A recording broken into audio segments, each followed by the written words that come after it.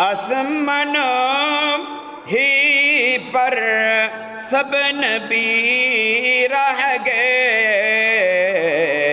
अर्श आजम पे पहुंचा हमारा नबी। सुभान अल्लाह, सुभान अल्लाह। ইদ্রিস আলাইহিস সালাতু ওয়াস সালাম অনুরোধে একজন ফেরেশতা, বন্ধু ফেরেশতা ডানার ভিতর করে ইদ্রিস আলাইহিস সালাতু ওয়াস সালামকে ঊর্ধ্ব জগতে পরিভ্রমণ করাচ্ছে। জমিন থেকে প্রথম আসমান থেকে দ্বিতীয় আসমান, দ্বিতীয় আসমান থেকে তৃতীয় আসমান, তৃতীয় আসমান থেকে চতুর্থ আসমান পাড়ি দিল। চতুর্থ আসমান পাড়ি দেওয়ার পরে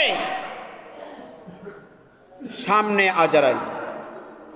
সামনে কি? আজরাইল। উনি যাচ্ছেন কোথায়? সপ্তম আসমান পর্যন্ত যাবেন। ওনার গন্তব্য কতটুকু পর্যন্ত? সপ্তম আসমান। আকাশমণ্ডল পরিভ্রমণ করবে।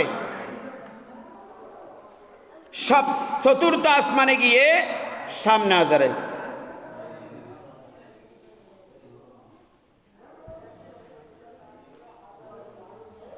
আজরাইলকে দেখে ওই ইদ্রিস আলাইহিস সালাতু ওয়াস সালামকে পরিভ্রমণরত ফেরেশতা বলল, হে ভাই আজরাইল, আপনি কোথায় যাচ্ছেন?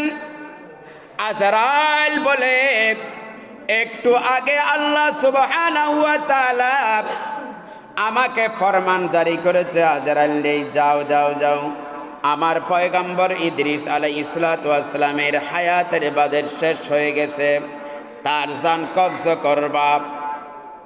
তবে তার জান দুনিয়াতে কবজা করবে না, প্রথম আসমানেও নয়, দ্বিতীয় আসমানেও নয়, তৃতীয় আসমানেও নয়, চতুর্থ আসমানে তার জান কবজা করবা। ফাইদা জাআ আজালুহুম লা ইস্তাখিরুনা সাআতান ওয়া লা ইস্তাকদিমুন।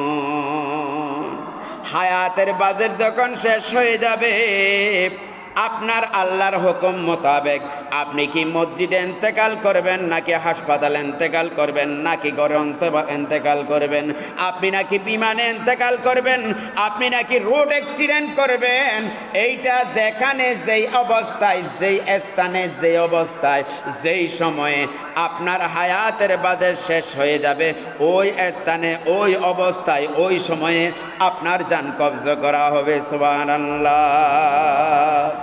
মাটির পিঞ্জিরা বাঙ্গিয়া চরিয়া, একদিন তো যাবি পাখি ওড়িয়া ওড়িয়া। আজরাইলকে দেখিয়া চোখ যাবে উল্টিয়া, পিপাসাতে যাবে সাথী ফাটিয়া ফাটিয়া।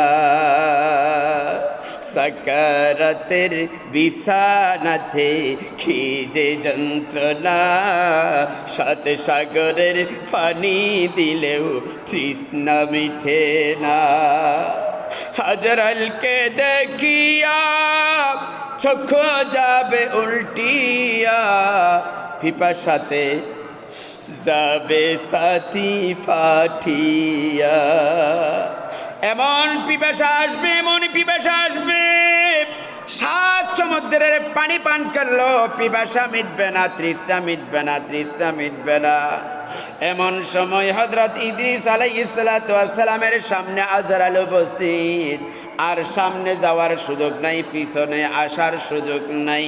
ওই অবস্থায় হযরতে আজরাইল যখন উপস্থিত হলো, ইদ্রিস বলে, হে আজরাইল, তোমার সাথে আমার কথা ছিল, আমার জান কবজা করার আগে, আমার মৃত্যু দেওয়ার আগে 3 বার সংকেত দেওয়ার কথা ছিল, ঠিক না ঠিক? আওয়াজ দিয়ে বলেন, কয়বার? 3 বার। আজরাইল বললেন, হ্যাঁ, আমি 3 বার সংকেত দিয়েছি আপনাকে। ইদ্রিস বলে, মিথ্যার কতগুলি সীমা থাকতে হয়, আপনি কখন আমাকে 3 বার সংকেত দিলেন? 3 বার সংকেত কোথায় দিলেন? আজরাইল বলে, হে ইদ্রিস আলাইহিস সালাতু ওয়াস সালাম, আপনি ছিলেন সাদা চুলে কালো চুলের অধিকারী, খালা দাড়ির অধিকারী, আর আপনার চুলগুলি আস্তে আস্তে সাদা হতে লাগলো। আপনার চুল তো সাদা ছিল না, কি ছিল? আমরা তখন হস্টেল আর নাই, হস্টেল নলাইলে জবাব দিয়ে করি। আপনার আমার চুল প্রথমে কি ছিল? কালা ছিল। যেই দিন আপনার চুলগুলো আপনার দাড়িগুলো সাদা হলো, এইটা হচ্ছে প্রথম সংকেত।